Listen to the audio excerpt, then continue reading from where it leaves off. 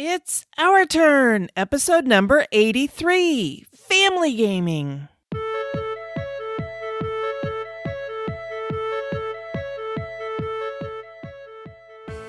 In this episode, Jesse and I talk about the games we've played recently, and I interview Linda Wrobel about gaming with children of all ages.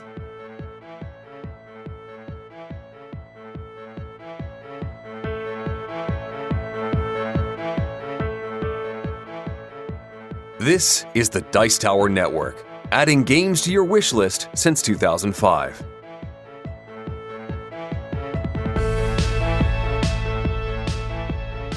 Hosting for this episode is generously provided by our fantastic supporters on Patreon.com. If you'd like to help us out by pledging $1 per month or more, please visit patreon.com/OurTurnPodcast. Every dollar helps us to keep this show going strong.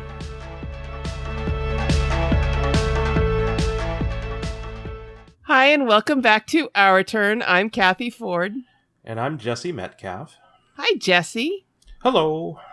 Thanks for joining me for this episode. Oh, my pleasure. Anytime. We'll start off like we usually do with talking about a game we've played recently. So what have you been up to, Jesse? A variety of things. Sadly, board gaming is not the most plentiful among them, but I want to talk about the one. I hear that. Yeah, it's sad. But that's life. But the one I'm probably most excited about recently, and the most popular new-to-me game for this year, is Wits and Wagers, and I feel bad for waiting this long to discover it. You know, I own a copy of that, but it's on my game space of temporal insufficiency. We haven't played it yet. So I'm eager to hear about why you're so taken with it lately. Well, I think it's primarily because I've been looking for a trivia game that anybody can play, and I think this fits the bill. Oh, nice. Anyway, some things about it, and then I'll explain why I really like it. This was designed by Dominic Crapuchet. Forgive me if I pronounce that incorrectly, but with my 4.5 years of French, that's what I came up with. So, artist is Jacob E. O'Connor. It's published by North Star Games, and the first edition was published back in 2005. Alright, so Wits and Wagers is a Vegas-style trivia game. There are 7 rounds. Everyone's given a little card with a dry erase marker, and then one person is in charge of reading questions. And you can use the same person for the whole game or rotate it if you want to. The question asker can participate because the answers on the other side, they have no idea. So all the answers are generally numerical, be it a year or a weight or some other numerical measurement. And they ask a general question. Oh, let's be a nerd and say, how many meters long is the original USS Enterprise? And then everyone gets 30 seconds to write down their best guess and on the card, and they slap them face down on the board. If you don't get it in 30 seconds, you're out of the round. Then you turn all these cards up and arrange them in numerical order, and you put the median, which is the middle answer, on the pace 2-to-1 on the betting board, and then they get larger and smaller. So, and the further out from the median, the better payoffs you get. So 3-to-1, 4-to-1, 5-to-1. And finally, way down at the end, there is always a blank spot that says smaller than the smallest answer, and that pays 6-to-1. So now everyone gets 30 seconds to put, they have 2 betting chips, and they can pick their own answer, they can pick someone else's answer, and they're trying to figure out who has the most accurate. You can put them both on the same answer and double down. You can spread it out over 2 answers. Just basically depends on how confident you are. Okay, so after that 30 seconds, the question asker reads the answer, and then you give payouts. Everyone who betted correctly gets the appropriate payout in $100 increments.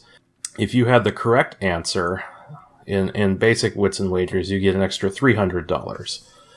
And then that continues for 6 more rounds, but the difference is after round 2, you have all these extra chips, hopefully, from good betting last round, and you can put those on your betting chip.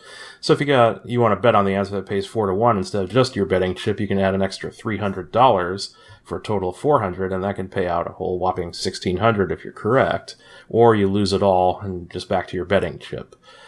So why is this great? Because you don't have to know anything to play this game. You could, no matter the subject, you can just throw out a number.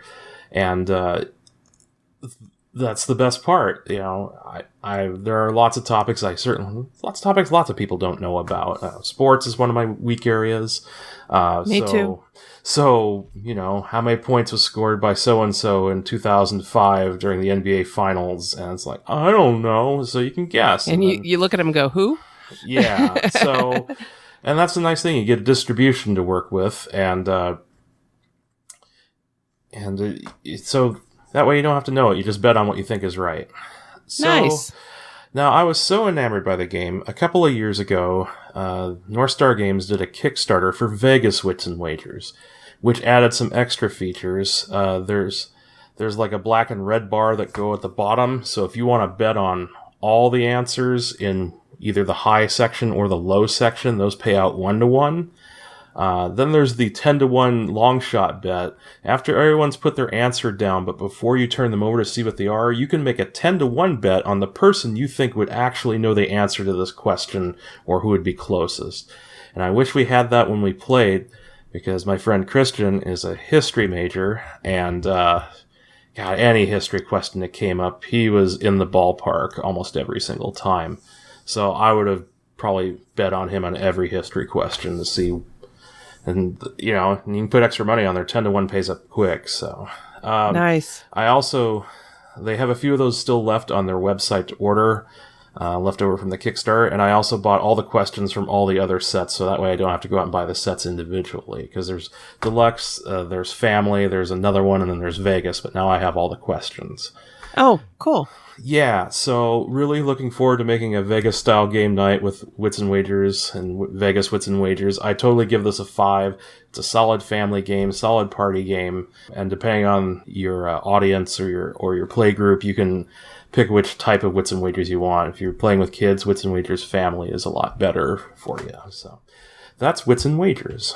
Nice. I know Trivial Pursuit did something similar where they had different types and different genres and subjects. You could do like Hollywood Trivia Pursuit and, different topics. So it's neat that Wits and Wagers has done the same thing, but the game is enough different from something like Trivial Pursuit.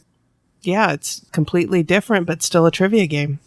Yeah, I'm totally tempted to write some of my own questions. Like, let's go back to the previous question. Knowing the crew complement or average width or length of a starship in Star Trek, or, if you want to be basic, how the Kessel Run was done in less than how many parsecs by Han Solo, and that sort of thing. Make a whole bunch of sci-fi and fantasy-related ones for conventions. I think that would be fun.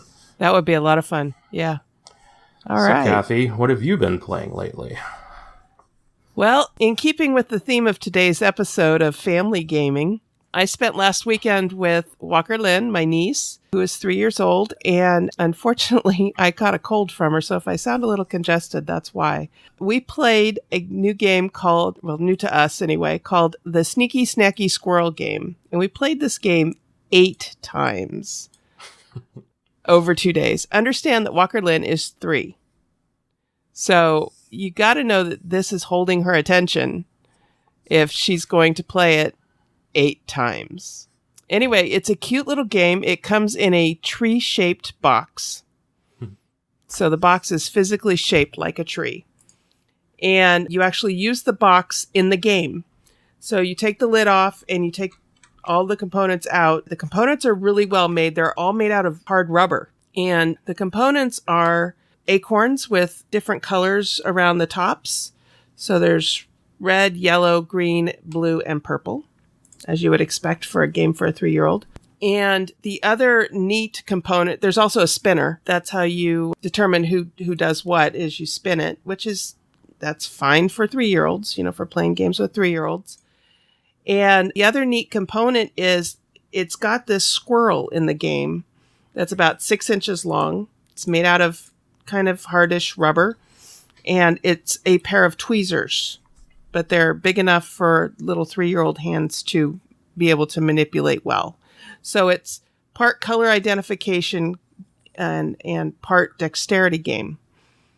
And so you spin the spinner, and if it lands on a color, that's the color of acorn that you can grab out of the box, out of the tree. And you get these little rubber stumps with little holes in them that each have a color ring around it. And there are 5 holes in it, and you take your acorn and you put it on the matching colored hole. So if you pick up a red acorn, you put it on the red hole. And the first person to fill their stump in with acorns wins.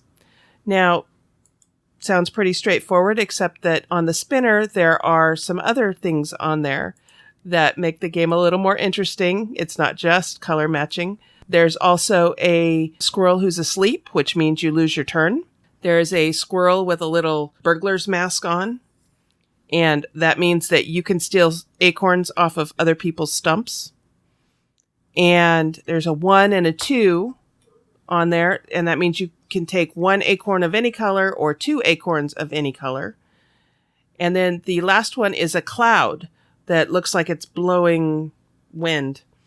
And that one means that if you land on that, all the acorns get blown off your stump and back onto the tree. Oh. So it's got a little bit of complexity in it. It's got a little bit of take that to it, which you wouldn't think there would be take that in a game for 3-year-olds. But that's what the thief squirrel is about. And we absolutely had a fantastic time. In fact, we had one game that went longer than a half an hour because we both kept getting the cloud that blew all your acorns away. And she stayed engaged the entire time. It's absolutely a fun game. It's put together in a really neat package. And I've had a great time with it. I kind of am thinking about picking up another copy for my own collection, just for when I do have, kids come over, and which happens occasionally, or, when my nieces come to visit me. It'd be nice to have it on the shelf for them to play with. It's an engaging game. For playing it with 3 and 4 and 5-year-olds, absolutely give it a 5. If you've got kids that age, look up this game and buy it now.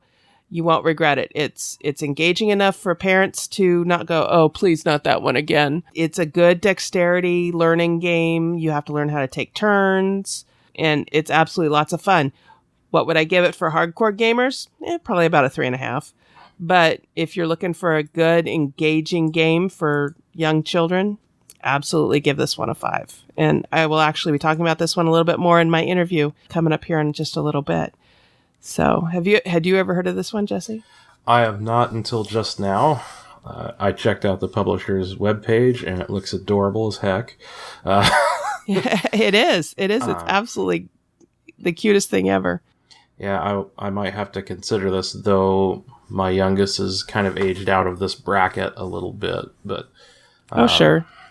I think for conventions, for kids' activities, this would be perfect. Oh, yeah. Yeah, absolutely. If you're running a convention at all and you encourage people to bring their kids, this would be a great one to have on hand. And it will probably keep kids engaged at least through age 5, maybe even a little longer than that. If you're looking for an alternative to Candyland, this is a great one. This is a really good one. So that is the Sneaky Snacky Squirrel game, and that was designed by Riley Wilkinson.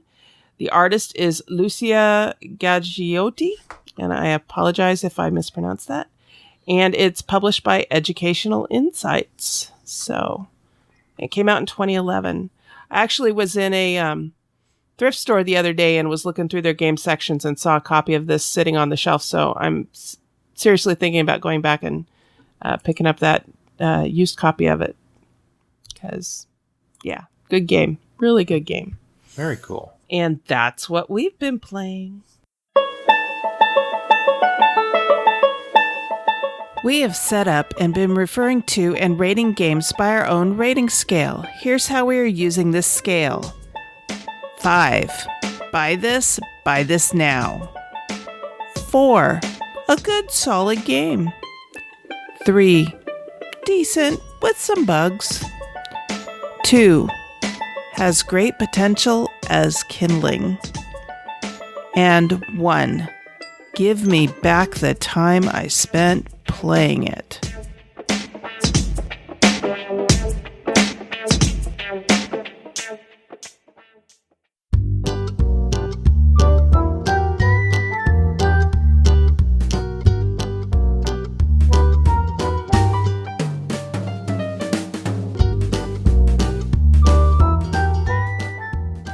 Today for the interview, I am joined by Linda Wrobel, who is a contributor on the Engaged Family Gaming blog. Linda and I connected via Twitter, where she saw my posts about purchasing and playing hobby games with my 3-year-old niece.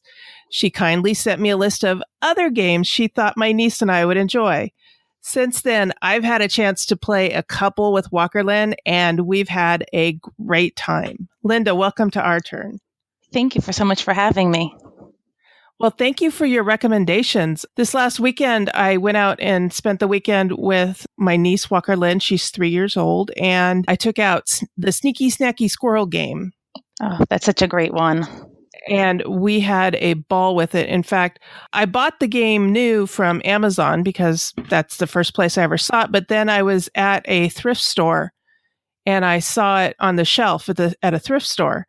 So I think, because I gave the new copy to Walker Lynn and her family, I think I'm going to go back and pick it up for me because I had a great time with it. Yes. It's a silly little game where you're taking acorns and putting them on tree stumps with squirrel tweezers. I love for the little ones the fine motor piece that the tweezers put in. Yeah. So just so the audience knows, it's a set of tweezers shaped like a squirrel from head to tail, and they're big for small hands. They're about 6 inches long? At least, yes. And they're made out of rubber, and they're really easy to squeeze, and you have to pick up these little acorns with the squeezers.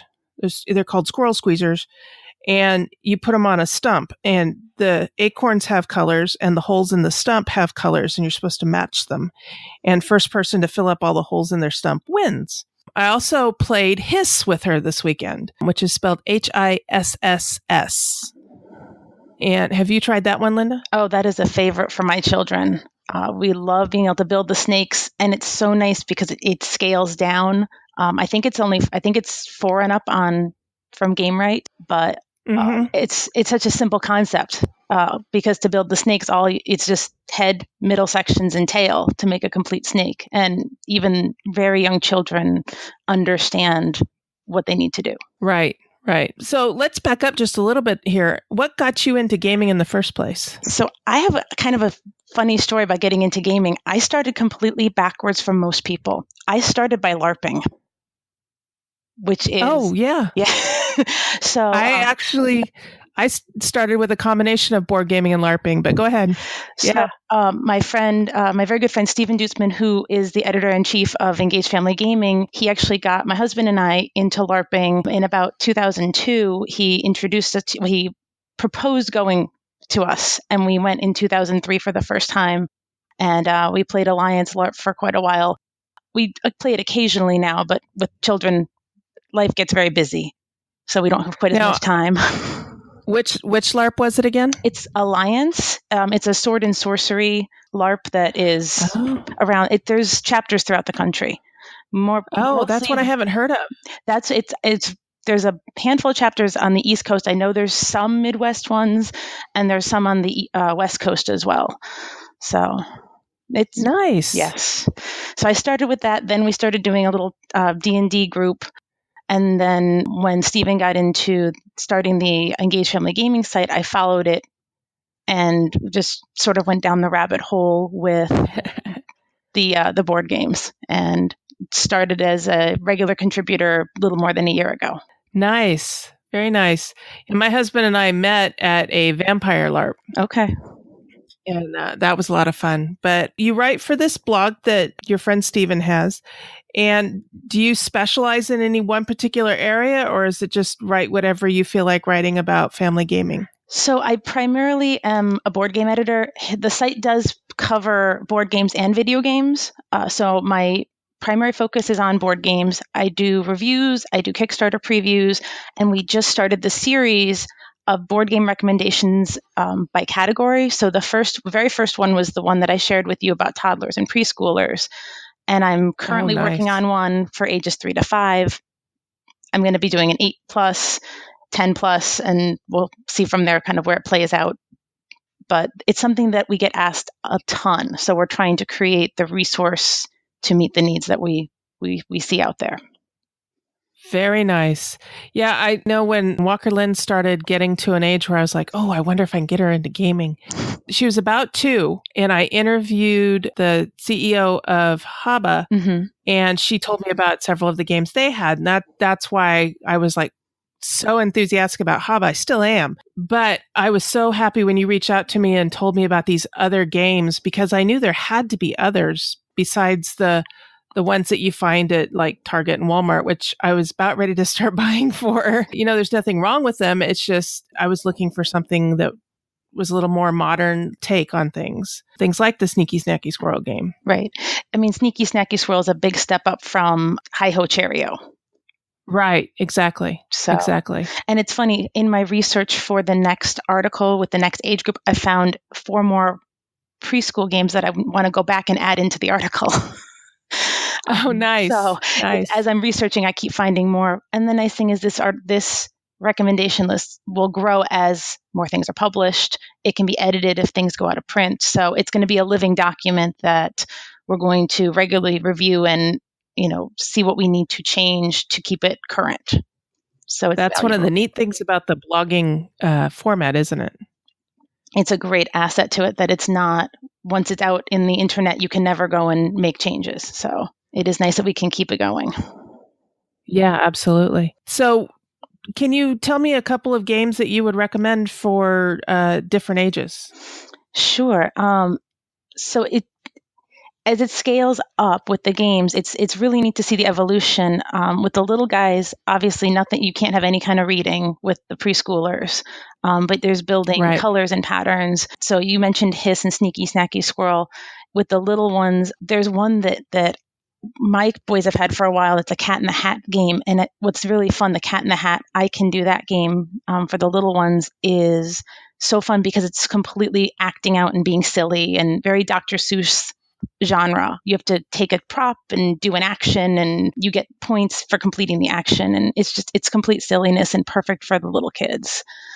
As you go up, that one's so much fun. It's so ridiculous. Yeah, that sounds like a great time. As you go up, the ones for the 5 to 7 year old range, those are tricky because you start getting some reading, but they're not strong readers yet. So you have to, if there is any reading, it needs to really be kept to a minimum so that they don't get frustrated and that you don't get frustrated. So some of the ones that are really great for the 5 to 7 range, Too Many Monkeys, it's very similar to a card game with a standard deck. You're building sets to 6, and as you build sets, the winner of the round has to build one less. So the winner of the first round needs to only build a set of 5, 1 to 5. Everyone else is still building 1 to 6. And it's going down to we only have to build get one card. It's super cute. It's monkey themed. Oh, wow. My day job is I'm a first grade teacher, and we actually have that game for indoor recess, and the kids absolutely love it. So it's fun. I can cross over because the primary is my specialty. Oh, I'm sorry. I forgot to ask you. You said you had kids. What are your kids' ages? So my little one just turned 6 and he's going into first grade, and my older one turns 10 in a couple weeks and he's going into fifth grade. Those are good ages. Yeah, it's a lot of fun. And they're at such a great age for this. Another game that's really great for that 5 to 7 range that the boys love is called Hoagie. And it's so simple. There's 3 cards with text on them, but there's pictures to show what the action is. So even a non-reader can play the game without trouble. And you're building sandwiches. You have to have bread, lettuce, tomato, tomato, cheese, meat, and then another piece of bread. And there's little cards to spoil it. And you have to have a complete sandwich with no spoiled pieces. Oh, that's great. So it's really fun. So it's a little take that, but it's really light and it's an absolute blast. I take it you can play spoiler cards onto your opponent's sandwiches. Exactly. So you want to cover up yours with good pieces, and your opponent can spoil your piece. And there's reverse cards and some other, a couple of specialty. But again, really easy for the younger kids to be able to play. Wow, that's great. Yeah. That one's really silly. That's the other one for the little ones. They have some of the first Ticket to Ride First Journey is something that they've put out fairly recently that is perfect for the younger kids because the actual Ticket to Ride is a bit hard for younger kids. the pieces are really little. Okay, for 8 and up, this is where it really expands. It's really amazing to see the difference once you hit 8 and up. There's a lot of games that start coming into this age group. Catan Jr. is in this group. Another game that's really fun is Sleeping Queens. Oh, I haven't heard of that one. Oh, that one's it's really cute. So there's queens and they have different abilities, and I'm trying to remember. It's been a while since I played it, and I'm trying to remember if you're trying to collect them. That's one that we haven't pulled out lately because it's a little hard for the 6-year-old. So that's one that doesn't come out as much. But we find Game Right games in general are just really wonderful games for the family. They have a little more to them, but they're simple enough that you can pick them up really fast and be really comfortable playing with the multiple ages. Another favorite that we have here is a game Pyramix, and it's 8 and up, but my younger one was playing it and beating us legitimately when he was 4, because you're literally lifting dice out of a pyramid and you get points depending on what you pick and how many you have at the end. So we would have to score for him, but he was able to just pick the pieces and he would end up beating the grown-ups, and we weren't even trying to advise him or, let him win. So that was really fun to see. Dragonwood's another one from Game Right. That is where you're battling monsters. It's a sword and sorcery theme. That one's a lot of fun. 8 and up, it's just a great age where that opens up so many games. A lot of the games that we'll hear about and talk about that we enjoy playing fall into this category. You've got things like Ticket to Ride is one of them, that they have the junior version for the little ones in the 5 to 7 range, and the full version they can start handling once they get about to age 8. In this category, you've also got Azul is 8 and up. Santorini is 8 and up. Pandemic. So you start getting into some of the more known games in the gaming world. I was really worried that I was going to have to wait until Walker Lynn was about that age. And so that's why I was so excited when I started hearing about games for younger players. Yeah, and some of these can scale down too. It's tricky because what I'm planning to do with these articles is stick with what the publisher's recommending for age, but some of these you can absolutely scale down younger. In this category is Pyramix, and that's by Game Right, and it's a pyramid of dice, and there's Egyptian themed images on them. And you're literally just lifting out the dice from this pyramid, and there's a few rules on what you can and cannot take. But my little one was playing it at 4 years old and beating us. So, he couldn't do the scoring portion, but we told him what the objective was, and he was able to handle it perfectly at 4. So some of the things, and you'll see is, when you look through the lens of, is there a lot of reading or how complicated are the skills, things that are simpler or that you can simplify, you can scale down too. Another one that you can scale really easily is Suro. Oh yeah, Suro's That's great. one, because there's no reading. Right. A friend of mine, actually, when her son was, I think, around 4, maybe 5, they did a house rule that it was a draw and play instead of having some to pick from. So it just simplified the gameplay for him. And so little things, you can house rule it even to make it scale down. Right. So then you don't have so many choices to pull from. Exactly. Oh, that does make it simpler. It's just draw it and you just put it down. Yeah. These little things that you can do make it much simpler. And we've also done, we played Ticket to Ride, and we've had he was, I think, 3 or 4. I think he was 4 at the time. And he was playing with us, but he buddied up. So he was my partner. Oh, nice. And so it's doing something like that. You can include them. They feel part of it. They can participate, but they're supported.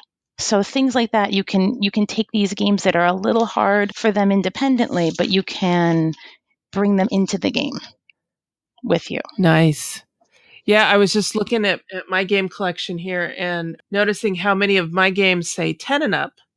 So, like I said, she's 3 right now, but in the grand scheme of things, 8 to 10 is not that far off. And it comes so fast. Yeah. I'm just amazed at how quickly 3 got here. And, I remember taking care of her when she was a baby going, oh, I can't wait for you to get bigger, but it's just so far away. And now it's here. So yeah. And I learned not too long ago that she's going to have a little sister in October. So Oh my goodness. Yeah, it's been really great. I go out one weekend a month. Her mother's in the National Guard, the Air Force National Guard, and so she does her 1 weekend a month and 2 weeks a year. And I go out for the 1 weekend a month. And in the last couple of months when I've gone out, the first thing she asks me after she gives me a hug is, "Can we play a game?" And my heart just sings when she does that. Absolutely. In fact, I brought you a new one. And since you've got her started so young, she'll be able to handle mechanics at a younger age. Yeah, no, that's something we talk about a lot privately. I was concerned about, she initially had some trouble with Animal Upon Animal a couple of months ago, but she asked if we could try it again this weekend, and I pulled it out, and she was able to do it pretty well. I mean, she still knocked over the pyramid, quite a bit, the stack of animals, but she was able to stack the animals better than she could a couple of months ago. And she is really learning to be a good sport. There's no pouting when I win because I don't knock the pyramid over as often as she does. And she learns the rules really quickly. Sometimes she asks me questions about why do we have to do it that way? And I just tell her because that's the rules of the game and we're going to play by the rules until we figure out something that doesn't work, and then we'll make up our own rule. And that whole idea has sat really well with her and has worked really well. How often do articles come out on engaged family gaming? We try to have content come out weekly, and sometimes it's board game content, sometimes it's video game. Some of it depends on what's happening. Some of it depends on our real world, regular world things that are going on. So being a teacher, I took a hiatus for the month of June for the most part because I needed to focus on end of the year school craziness. So the nice thing is, we can, when there's a lot going on and we have time, we do more. When, there's things going on that we need to focus on that are outside of gaming, we can focus on that. Being on summer vacation, I'm trying to get as many articles put together as possible because I have a little bit more time. Do you ever review apps for kids? I have not, and I do not believe that's been done on the site. I think it's been just mostly, no, I take that back. I'm wrong because they did things for Pokemon Go, and that's an app. So they do some with apps. That's not a focused category at this time. But again, he tries to really follow, Stephen tries to look at what the need is in the community. And if there's questions on it or it's something that's very popular, he wants to make sure he's providing information and support for parents. Well, let me request that as a possible category, because that's the other question that she asks me every time I go out is, can I play some games on your phone? And her dad is paid for a game, abcmouse.com, on his tablet. And so when he remembers to leave that, then we have that and she can play with it. And I've downloaded some freebies, but they have advertising in them, which is not a bad thing. It's just every now and then she brings me the phone and goes, "Aunt Cathy, look." Something and there's up. a big ad playing over it. App recommendations would also be great, because when I'm trying to look for something on the fly because she's sitting right there and really wants to play something on my phone, it'd be nice to have a place where I can go and look up kid apps. I will definitely take that under advisement. I will pass that along to Stephen because it is definitely an area that there's questions on. Sure. All right. Well, this is a great topic, and I would love to have you come back on sometime with when you've got some more recommendations. This is just a great topic to talk about because people don't often think about board gaming with very young children. They, will often try to wait for them to get old enough to play some of the games that start at 8. I was just absolutely relieved to find out that there were games for toddlers. So I hope you would be willing to come back on at some point. I would absolutely love to. Well, fantastic. Now, how can people reach out to you if they want to connect with you online? So there's quite a few ways that they can connect with me. Twitter at moms_stories. And for the website, they have a Twitter, and that's EF Gaming. On Instagram, I have my one that my personal one is Dragon Rose 720, and Engage Family Gaming has theirs, and it's under Engage Family Gaming. If you search it, it should come right up. Also on Facebook, the Engaged Family Gaming has a Facebook page, and there's also a Facebook community. So if you do Engaged Family Gaming /community, or if you search that in Facebook, it'll bring you into a community group, and we have all kinds of discussions. We share information, we ask questions. I was able to recently ask, my children decided they wanted to learn how to play the card game Pokemon. So I was asking for advice on what do I do now. That is not an area that I'm very skilled in yet, but I'm learning. Oh, collectible card game. That's going to be fun. Oh, it's going to be something special. That's okay. I've heard that kids just absolutely love that. Collectible card games isn't an area that I've gotten into myself, but my husband has a great time with it. All right. Well, thank you again for coming on. And we will have all of this information in our show notes, along with links to engagefamilygaming.com. And what games do you like to play with young kids, with your children, with your nieces and nephews, with neighborhood kids or friends of the family? How do you get them engaged? How do you keep them going? I hope you'll share all this with us on Twitter, Facebook, and in the Board Game Geek Guild. And that's guild number 2600. Linda, thank you for joining me. Thank you so much for having me. It was a pleasure. This episode is sponsored by BoardGameTables.com. Hi, this is Cathy. As I mentioned on previous episodes, Mark and I have purchased a table from our sponsor, BoardGameTables.com. We are very excited to take delivery on this handcrafted piece of furniture. Neither of us has ever designed a custom piece of furniture before now. We were able to pick the shape, the type of wood, the color of the stain, the color of the felt, and the features like cup holders and a table topper. I'm sure that BoardGameTables.com has the perfect options and features to craft just the right table for you, your family, and your game group. You can browse their site and pick the options you want at BoardGameTables.com. Please let them know you heard about it on Our Turn, Gaming for Everyone.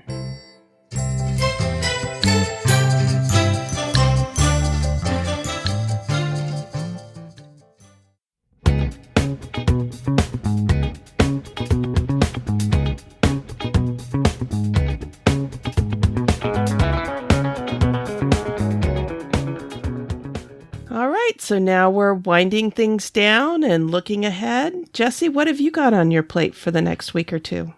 Next couple of weeks, we'll be pretty busy with gaming stuff. Looking forward to continuing D&D with my regular group. We just started a new campaign.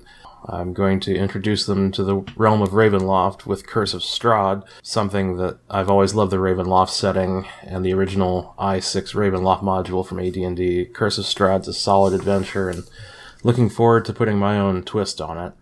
Nice. Hoping to continue with our once-a-month Star Trek Adventures role-playing game. How's that going?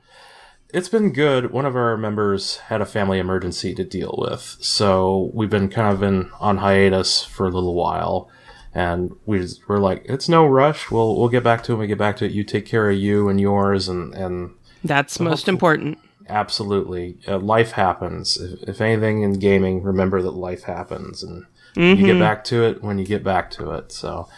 And lastly, I recently joined another podcast. It's the Nerdy People Play D&D podcast. Oh, how fun. That's perfect for you.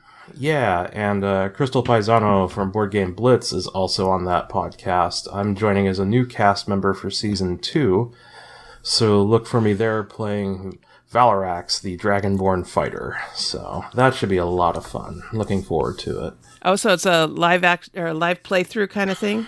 Yeah, it happens over the lunch break over a gentleman from Sydney, Australia, so we record 1 hour at a time. Unfortunately, it's kind of late here when his lunch break is happening on the next day, so the time differential makes for a rough day the next day, but I've been having a blast, so... Oh, excellent. Well, we'll have to include a link to that in the show notes. Cool, thank you. All right. Well, as I've mentioned on the last couple of episodes, I'm playing the moving game, and moving is always a process. I know people are going, "Didn't you just move?"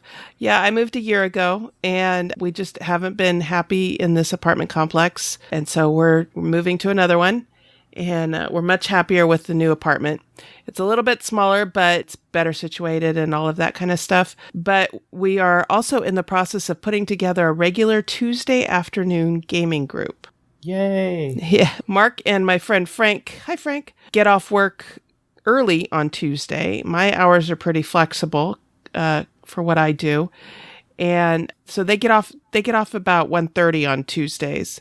And then our friend Dwayne, hi Dwayne, he has Tuesdays off right now with his job. And so we're getting together Tuesday afternoons after the boys get off work and I'm done with my work. And we're just trying to go through our game space of temporal insufficiency and get some of these unplayed games played so that I can talk about them, review them, move them to the played shelf, and figure out what we like and don't like. So that's been a lot of fun. Next up on our list after we get moved is Azul and Altiplano.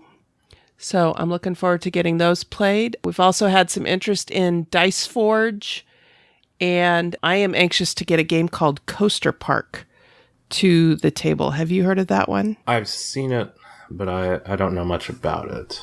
I won it in a drawing at RageCon, and so I was taking a look at it. I love roller coasters, the big normal ones. I love them. My favorite one is the Giant Dipper at the Santa Cruz Beach Boardwalk in Santa Cruz, California. And it doesn't go upside down or anything. It's over 100 years old, which a lot of people would go, over 100 years old? Well, it's very well maintained. It's run every day. And it's a great old wooden roller coaster. And I absolutely love it. I've been riding on it since I was tall enough to get in on the ride, probably about 7 or 8. So... Cool.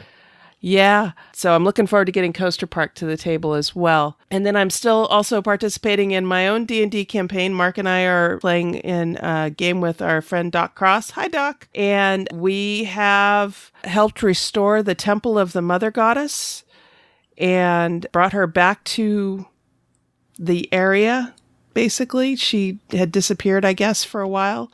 And now we're out telling everybody, hey, guess what? She's back. And so far, the response we've gotten from all of the people that we've encountered and told them about this is the women are delighted and the men are terrified. Mm-hmm. And we were told to go up north into the area with the orcs and the barbarians and let them know too. So we've kind of been doing that and encountering beasties along the way. And we encountered a pair of ghosts that were in a marital brawl with one another. It's in a wizard's tower, so that was fun. That was interesting to try and get through. Anyway, Doc Cross has lots of great ideas and lots of experience playing D&D. He's been playing it since, version 1 came out, and so this has just been a lot of great fun for me. So anyway, that's what I've been up to. That's what I'm looking forward to doing. Jesse, how can people get a hold of you online? I'm over on Twitter at Jess Metcalf, Jes Metcalf, Metcalf. I'm also on Board Game Geek as MadcapCH. That's probably the easiest way to get a hold of me. Okay. And I am on Twitter. I run the @OurTurnPodcast Twitter account. Then we also have a Facebook page, which is facebook.com/OurTurnPodcast. And Sarah Reed runs that, and she does a fabulous job. And then we also have the Board Game Geek Guild, which is guild number 2600. And the show notes are available at ourturnpodcast.com/episode 83. Jesse, thank you so much for joining me today. I appreciate it. Oh, most welcome. Anytime. It's always great to have you on. I love hearing about your D&D adventures and things like that. All right. So until next time, and on behalf of the entire Our Turn podcast crew, that was our turn. Now it's yours.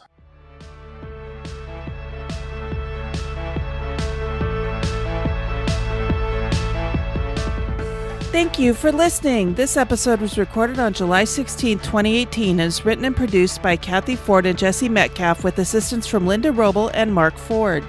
We want and encourage your questions, comments, and feedback. Please call 916-426-2873 and leave us a short voicemail, or send an email to feedback@ourturnpodcast.com.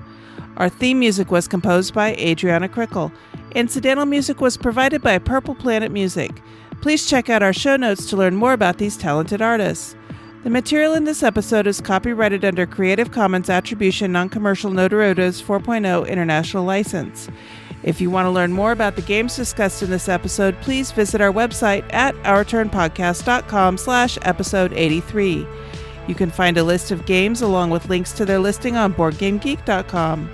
We are proud members of the Dice Tower Network. You can find out about other shows in the network like Board Games with Panda, Tabletop Game Talk, or The Family Gamers by going to dicetowernetwork.com.